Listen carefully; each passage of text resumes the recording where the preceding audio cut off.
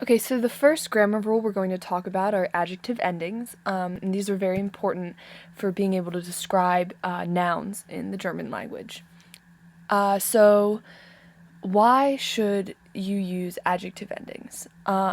So, here I have two sentences. So, ich sehe ein Haus, es ist schön. Ich sehe ein schönes Haus. And so the first part is a sentence without adjective endings, and you see you have to write two sentences in order to describe one noun. Whereas if you use, let me just get my pen. If you use an adjective ending, you have like the adjective here, and then you add an ending to it, and that way you can modify the noun, but you don't have to have it in two sentences. So there are three different tables of endings. First of all, the first table is after bestimmten Artikeln or like in the English language words like the, and so the equivalent in German is like der words, which are like der, die, das, diese, dieser, and then you can also have endings after unbestimmten Artikeln, which is words like ein, kein, mein, ihr, so like ein words, and then also possessive words, so like mein, dein, sein, your, sein. And then you can also have adjective endings that modify nouns that don't have articles before them, so you're not using der, die, or das, or an ein word. So we're going to talk about those three tables. So for nach bestimmten Artikeln, basically a really easy way to remember it is some people say it looks like Oklahoma, or some people say it's like a pot that you would cook in with the handle here. So this table for the nominative case in masculine, feminine, and neuter words, the adjective will always end in E, and then for feminine and neuter, for accusative, they will end in E. So everything within that pot or like Oklahoma ends in E, and then everything else around it is in EN. And so I have some examples here. Hast du dieses tolle Buch gelesen? So I already have the adjective endings there, but I'll just explain why they are what they are. And so here you have the noun Buch, and you see that you have a the word or a bestimmten Artikel, dieses. And by the ending es, you know that Buch is a neutral word. And have you read that book?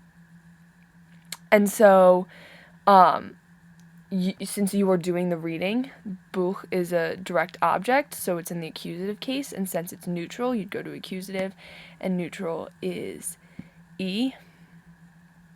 And so you add the E ending to toll. And then the next sentence is kauft den neuen Wagen nicht.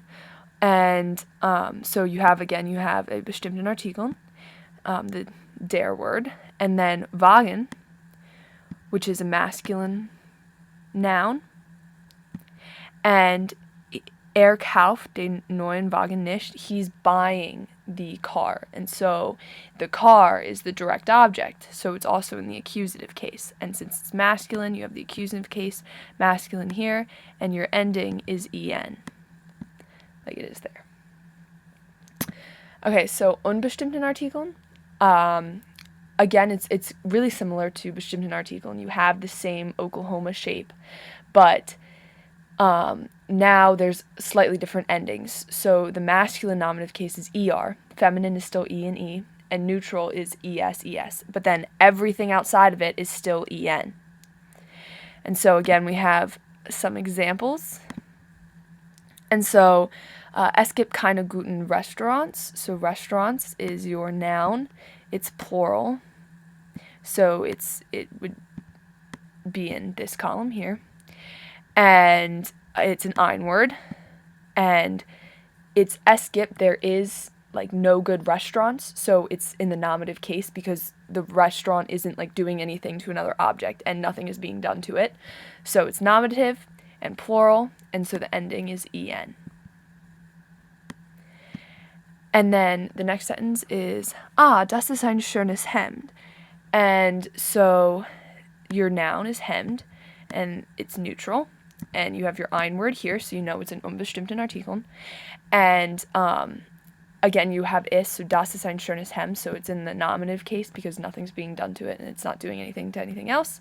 And so you would go to nominative neutral and you have the es ending, so you would add that to the adjective, so schönes. And then finally, you have no articles at all. And this table is a little more complicated. You don't have the shape here. But it's actually, if you look at it for a little bit, it's easier to remember. Because it basically just follows the endings of usual words. So like der, without the D, you have der, die, das, es, die, den, die, das, die, dem, der, dem, den. So that's easier to remember. You just kind of remember that it's the E, M, or the E part of whatever the like bestimmten Artikel is. And then genitive, you just have to memorize that it's en, er, en, er. So for examples, see in these examples how there's no like das or ein word before it. So ich lese neue Romane gern. So Romana is your noun and it's plural. And then your adjective is neu. And so your subject is ich. So ich lese neue Romane gern. Now what's the ending? Romana, I'm reading the Romana. And so they are the direct object, therefore it's the accusative case, and it's plural, so you would go accusative, plural, and there's the E ending here. And then the next part, das Restaurant hat kaltes und warmes Essen. Your noun is Essen, and the restaurant has that, so it's in the accusative case. And the adjectives are kalt und warm, and Essen is neutral, and so you'd go accusative, neutral, and it would be es here.